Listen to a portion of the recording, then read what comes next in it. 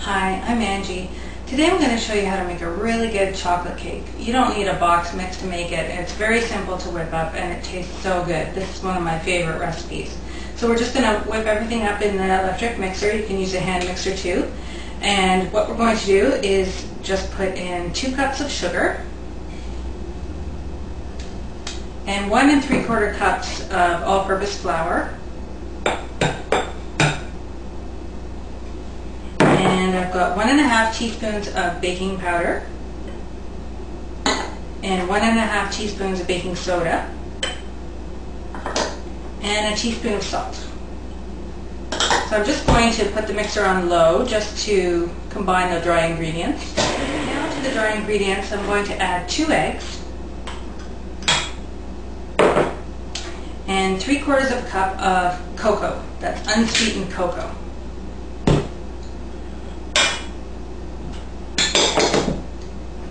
And I have 1/2 cup of vegetable oil and 1 cup of milk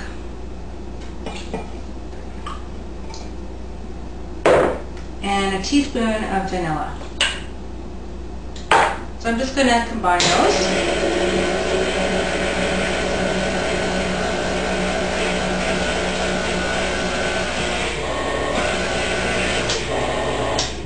Now I'm going to add 1 cup of boiling water. You just want to blend that for a couple minutes. It's going to be quite thin.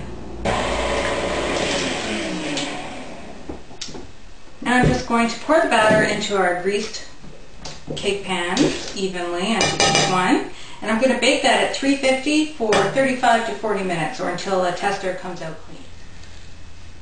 It's been about 35 minutes and I've taken the cakes out of the oven. Smells pretty chocolatey in here, and a toothpick inserted in the center comes out clean, so there's no goop or crumbs on there, so you know it's done, and it kind of springs back when you touch it.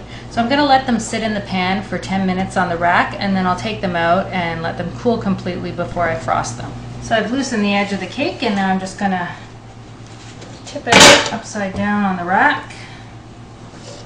Came out really nice. I'm going to let them cool completely and then I'll frost them. So the cake is nice and cool now, and I've made up some frosting or icing, whatever you want to call it. It's nice and spreadable. So I'm going to put about 1/3 of it in between the cake.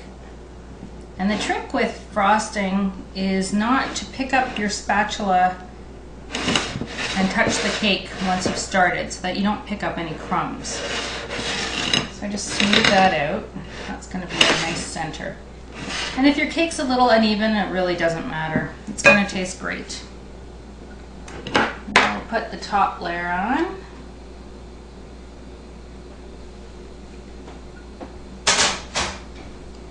Just place the top layer on.